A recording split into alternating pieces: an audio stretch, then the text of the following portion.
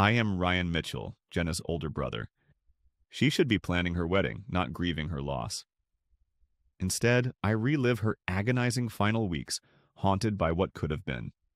How did a vibrant 32-year-old simply vanish? How did we get here? I remember Jenna in her Atlanta apartment, the faint scent of fresh paint.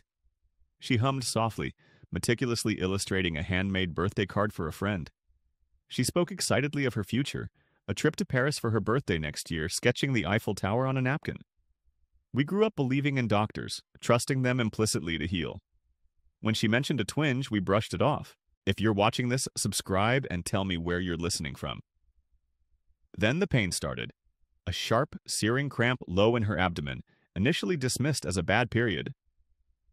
2 days later, it returned, more insistent, pulling her up short. She clutched her stomach. "It's getting worse, Ryan," she confessed, her voice tight. The usual remedies did nothing. She knew she had to see someone. The pain clawed at Jenna without mercy. A sharp, searing cramp returned with a vengeance. I watched her clutch her side, her face pale, a desperate plea in her eyes. For a week, remedies did nothing. When the pain worsened, she knew she had to see a doctor. We pulled up to Atlanta Women's Healthcare, a sleek, modern clinic downtown. Inside, the antiseptic smell hit first. Dr. Eleanor Vance, our primary care physician, finally entered, gaze fixed on her tablet. Jenna, trying to keep her voice steady, explained the deep, constant ache, how it made her double over, stopping her mid-sentence. Jenna also mentioned unusual spotting, more than light bleeding, and how she felt so darn tired, unable to shake the fatigue. Dr. Vance finally looked up, offering a quick, dismissive smile. "Sounds like a hormonal imbalance," she declared confidently.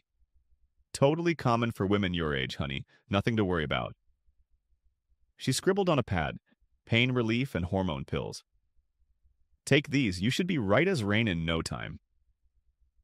Jenna exhaled, a shaky breath of relief. Her grip on my arm loosened. She wanted to believe Dr. Vance. I did too, part of me. You trust doctors, right?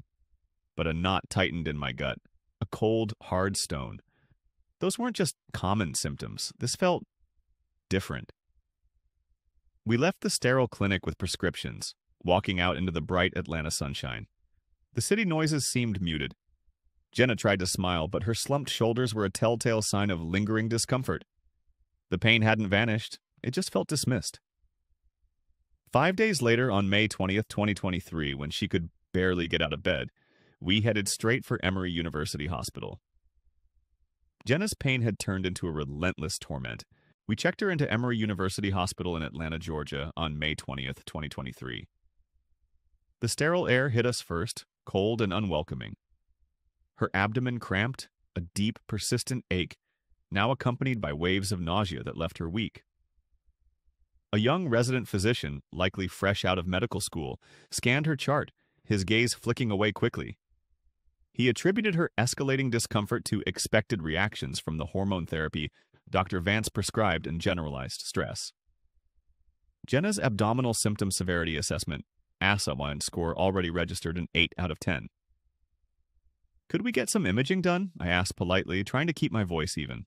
He gave a dismissive nod, promising to look into it, but no orders were placed. A flicker of relief from a new pain medication briefly offered false hope, but the nausea returned with a vengeance, worse than before.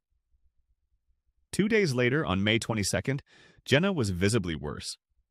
Her stomach was now noticeably distended, taut and swollen, making her wince with every movement.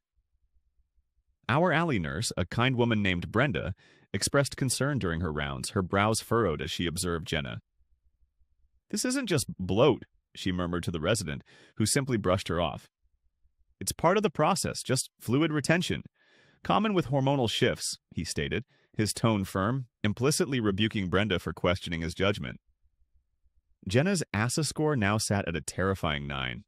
"We need an attending physician now," I insisted, my voice tight with fear. "This is getting out of control. We need scans." The resident assured me he'd spoken with the attending, who supposedly agreed it was manageable. The notes for her condition were vague, crucial details missing. By May 24th, 5 days after admission, the crisis was undeniable. Jenna was vomiting frequently, barely able to keep down water, and her clothes hung loose on her frame. The attending physician, Dr. Peterson, finally appeared, offering a brief practice smile. "We're dealing with a very challenging case here, Mr. Mitchell.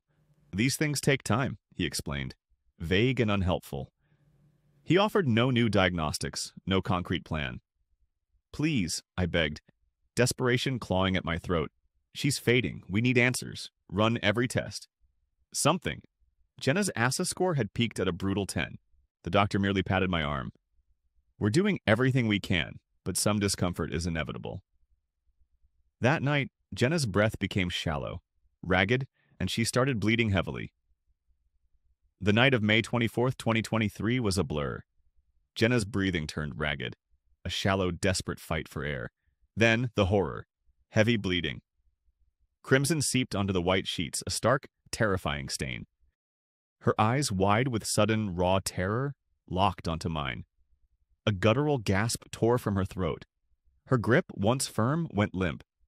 Her body seized, a violent tremor that shook the bed. The sharp, antiseptic scent of the hospital suddenly felt suffocating. "Code Blue!" a nurse shrieked. The sound was deafening. My heart lurched, a sickening punch. The room erupted. Doctors, nurses, a torrent of frantic movement in their sterile scrubs. Dr. Peterson burst in, his face tight with grim purpose. They swarmed Jenna's bed, a whirlwind of trained action. I was shoved back, pressed against the cold wall. My hands clenched into useless fists. My eyes burned, fixed on her. I stood there, a silent, helpless witness. Machines blared, then abruptly silenced. A rhythmic thud began, chest compressions, desperate and unyielding. Time stretched, then snapped. Monitors, previously chaotic, flatlined. The frantic energy in the room slowly, terribly, dissipated. Whispers replaced shouts. A collective sigh. A doctor, shoulders slumped, shook his head. It was over. Dr. Peterson walked towards me, his gaze avoiding mine. His face was a mask of defeat. "We lost her, Mr. Mitchell. I am so sorry. She's gone." My knees buckled. I sank to the floor, the cold tile a dull shock. Jenna Mitchell, my bright, resilient sister, was gone. Just 32 years old. Her journey ended on May 24th, 2023, right here at Emory University Hospital in Atlanta, Georgia. She never got that trip to Paris. This couldn't be how her story truly ended. Weeks bled into months, each day a dull ache. On July 15th, 2023, a thick envelope arrived from Emory University Hospital. Inside, the internal review report. I sat at my kitchen table in Atlanta, Georgia, the fluorescent lights reflecting off the glossy pages. This was the conclusion of the internal investigation, led by Chief Compliance Officer Sandra Davies. It aimed to reconstruct Jenna's final week from May 20th to May 24th. The report meticulously detailed missed opportunities, a chilling timeline of neglect. On May 20th, 2023 at noon, Jenna's abdominal distension was severe. Her Abdominal Symptom Severity Assessment, ASAA, score already at an 8 out of 10. The resident physician should have immediately ordered imaging. Instead, her pain was attributed to hormonal shifts, and treatment continued without further diagnostics. Then, on May 21st, 2023, around 8 p.m. Akion, new notes indicated hematuria, blood in her urine. This should have triggered an immediate hematological review and a urology consult by the attending physician. Instead, the symptoms were dismissed, attributed vaguely to her ongoing treatment. The Emergency Oncology Assessment Procedure, EOAP, requiring immediate imaging and labs for acute symptoms, was bypassed entirely. Finally, on the May 22nd, 2023, at 3 p.m. Oric, Jenna's fever spiked and her pain escalated dramatically, her ASA score peaking at a brutal 10. The nursing staff, as the report documented, noted her rapid decline. This critical threshold demanded urgent escalation protocol. But her symptoms were overlooked, documented merely as normal post-operative effects, delaying any meaningful intervention. My hands trembled, clutching the report. Each missed detail, each bypassed protocol, was a punch to the gut. The cold, sterile language of the findings felt like a desecration of Jenna's memory. The cancer had metastasized, unchecked because of these compounding errors. It wasn't an accident, it was a systemic failure. My breath hitched, a raw anger rising from the pit of my stomach, burning away the grief. Jenna had pleaded for help, and they had ignored her. I pushed back from the table, the chair scraping loudly. The silence that followed was deafening. This wasn't the end of Jenna's story. This report was just the beginning. I stood, a new resolve hardening my jaw. I would fight. I would demand accountability. I would make sure no other family had to endure this. Jenna's voice had been silenced, but mine wouldn't be. Weeks after Jenna's funeral, the formal inquiry began at Emory University Hospital. On July 15, 2023, I sat across from Sandra Davies, Emory's chief compliance officer, in a sterile conference room. Fluorescent lights hummed. My attorney, Rebecca Hayes, a sharp woman from Macon, Georgia, sat beside me. This wasn't a courtroom, but the tension felt just as thick. "Mr. Mitchell," Sandra began, her tone measured, "can you reiterate your concerns regarding May 20th? My voice was steady, pulling strength from Jenna's memory. Jenna's ASA score was an 8, severe abdominal distension. The resident physician should have ordered immediate imaging. It didn't happen. Days later, I continued. On May 21st, she had hematuria, blood in her urine. Dr. Peterson, the attending physician, dismissed it as treatment effects, no urology consult. The emergency oncology assessment procedure was bypassed entirely. The sparse notes in her file were infuriating. The resident physician David Chen testified next. His eyes darted nervously. "I was managing multiple complex cases that weekend," he muttered, shoulders slumped. The hormonal imbalance diagnosis seemed appropriate based on initial assessments. He sounded exhausted. Dr. Peterson, however, remained composed, his voice practiced. "We followed established protocols under challenging circumstances," he stated, his lawyer beside him. "Patient care is always our priority." Initially, Emory's legal team presented a narrative of diligent staff facing an unpredictable illness. They painted Jenna's case as an unfortunate but unavoidable outcome. Then Brenda, Jenna's ally nurse, stepped forward. Her testimony was clear. She described her daily check-ins, her growing alarm as Jenna's distension worsened, her attempts to flag the resident. "This wasn't just fluid retention," Brenda testified, her voice firm. "I knew something was gravely wrong." Her detailed nursing notes, though overruled at the time, proved invaluable. The internal review report, released shortly after Brenda's testimony, confirmed our fears. It cited systematic failures in protocol adherence and insufficient documentation. The findings exposed critical missed opportunities on May 20th, 21st, and 22nd, all preventable delays. "This report validates everything we saw," I told an Atlanta News reporter outside the hospital, the afternoon sun glinting off my sunglasses. The story hit local media fast, then exploded on social media with "Nirtyak Justice for Jenna." Other families shared similar stories of dismissed symptoms. The public outcry was immense. A week later, Emory University Hospital issued a new statement.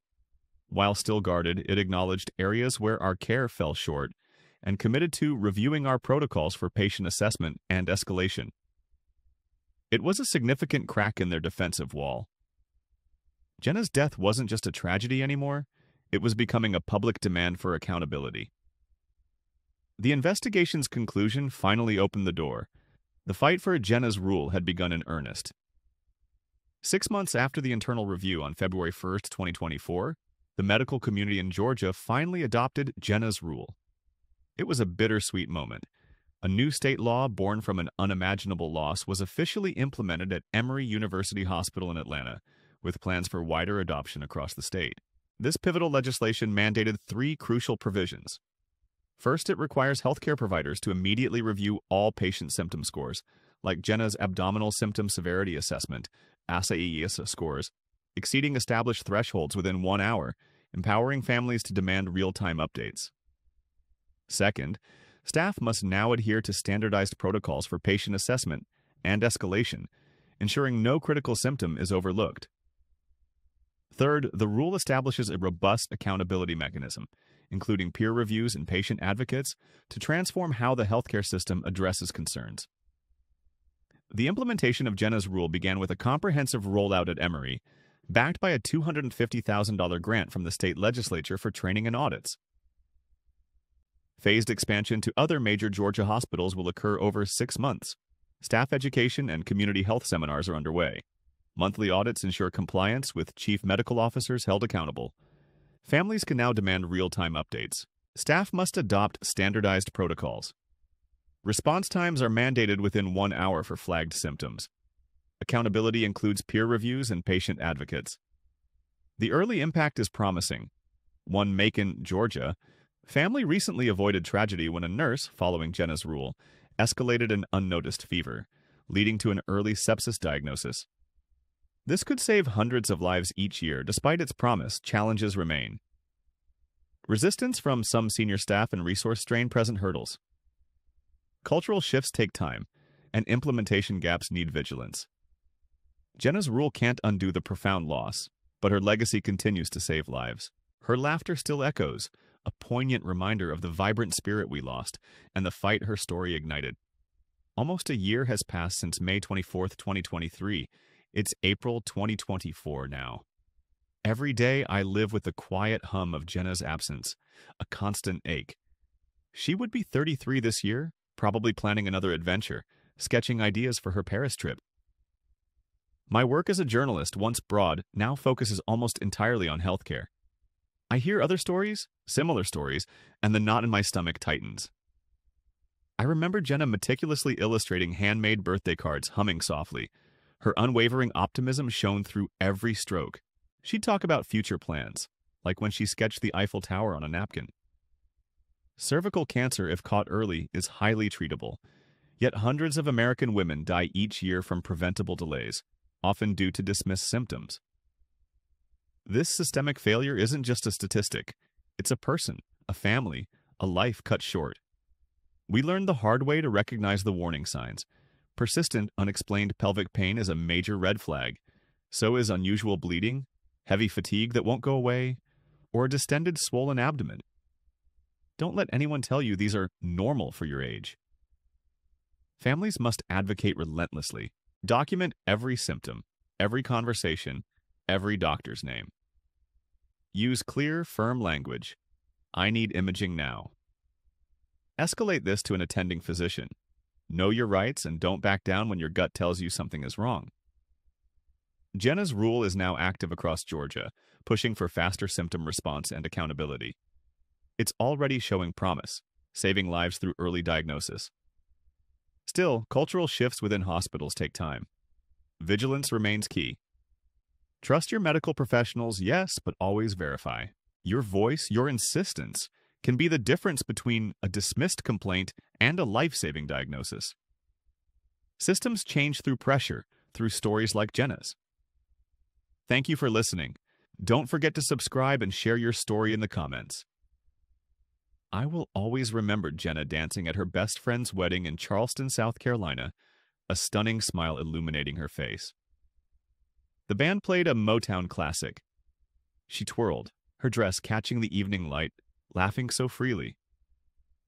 In that moment, surrounded by family and friends, she lived wholly, vibrantly.